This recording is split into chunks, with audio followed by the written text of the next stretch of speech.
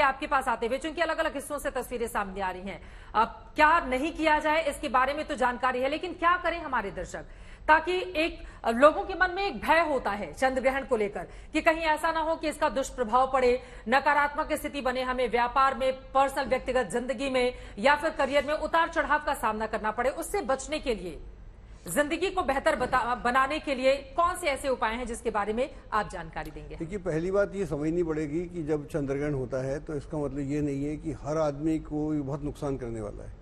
ये भी ये जो भ्रम है, इससे हमको दूर होना पड़ेगा।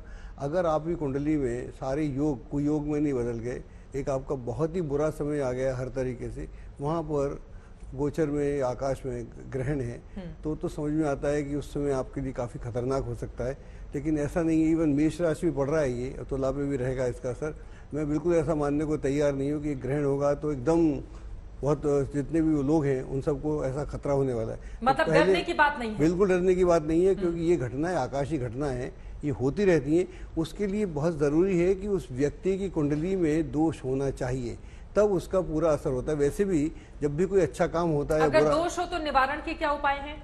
उसके बताता हूँ। जब भी कोई अच्छा काम होता है या बुरा काम होता है किसी की भी जिंदगी में, तो उसकी कुंडली, उसकी मूल कुंडली, उसकी दशा, महादशा, अंतरदशा, पुराण दशा और साथ में गोचर, तो गोचर आखिरी में हम देखते हैं। यहाँ पर हम क्या करते हैं, सिर्फ गोचर ही देखते हैं। इसका जो असर होता है किसी भी ग्रहण का, चाहे सूर्य ग्रहण हो या चंद्र ग्रहण हो, इसका भौगोलिक होता है, आर्थिक होता है, सामाजिक होता है और राजनीतिक होता है, और बीमारियां, इस तरह के असर जो भूगोल पे हैं या सार्वजनिक हैं वो ज़्यादा होते हैं, व्यक्तिगत उस स्तर पे नहीं होते। तो पहली हमको बात ये समझना पड़ेगी, और ये बड़ा स्पष्ट कर दूं, क्योंकि हमने इतनी उम्र में बहुत सारे ग्रहण हम पे भी देखे, दुनिया पे देखे, और उनके असर भी देखे, रिसर्च भी किया, तो ऐसा नहीं देखा।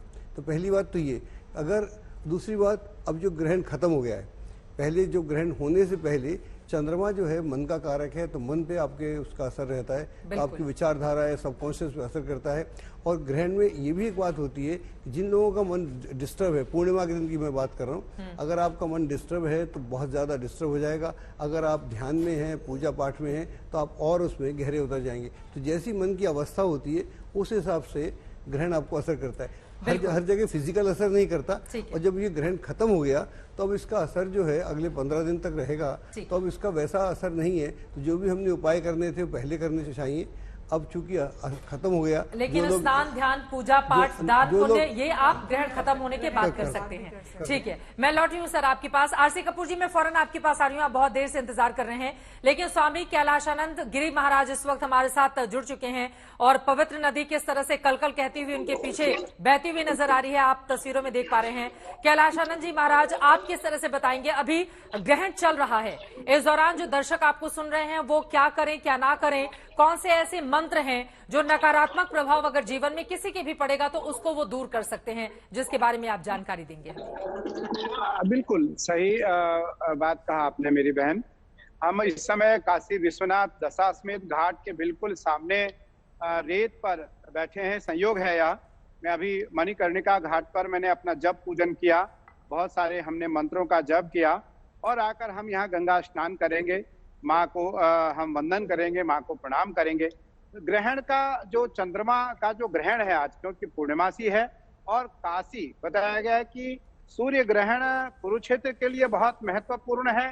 कुरुक्षेत्र में यदि सूर्य ग्रहण के दौरान व्यक्ति स्नान करे, जप दान पुण्य करे, तो उसको बहुत फल है।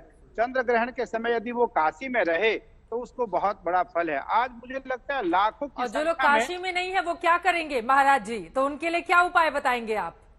मनसा स्मरामी, मन से स्मरण करें। हमारे भारतीय संस्कृति में एक बहुत बड़ा विधान है कि व्यक्ति मन से भी हम स्मरण कर सकते हैं। रत्ने कल्पित आसनम हिमजले स्नानम च दिव्यांबरम नाना रत्न विभूषितम मृगमदा मोदांकितम चंदनम जाति चंपक बिल्व पत्र रचितम पुष्पम च धूपम तथा। बताया गया मन से जो स्मरण किया जाए वो सबसे बड़ा कार्य है। इसलिए चंद्रमा मन के देवता है। चंद्रमा मनसो, वेद का मंत्र है, चंद्रमा मनसो जात चक्षो सूर्यो अजायत श्रोत्राद वायुश्च प्राणश्च मुखाद्यग्निरजायत। मैं तो अचानक जुड़ा, मैं तो नाव से इस पार आ रहा था और इस पार आकर के गंगा मैया को वंदन करके गंगा में स्नान करने जा रहा था।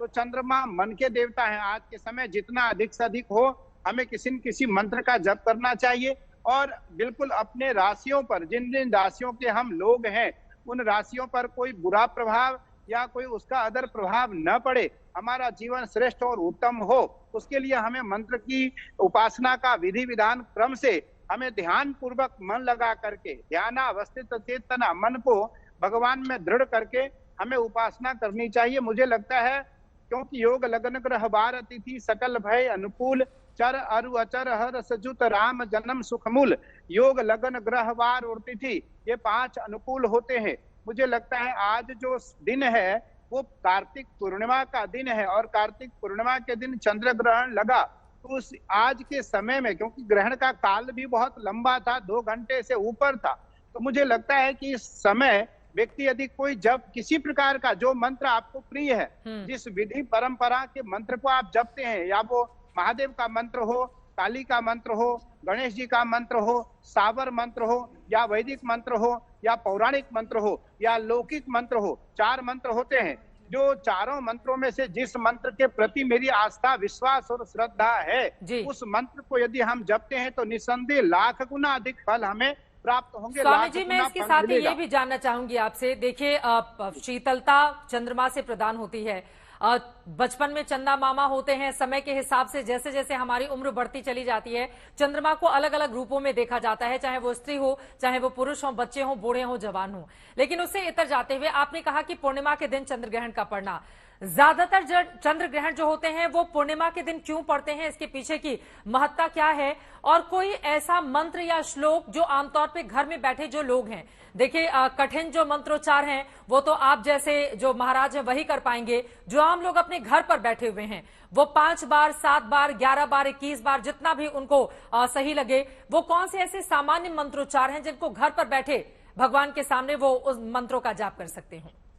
बहुत सरल सरल मंत्र भी हमारे विधि में है, हमारे वैदिक मंत्रों में है, वैदिक परंपराओं में है, लौकिक परंपरा में है, पौराणिक परंपराओं में है और सावर परंपराओं में है।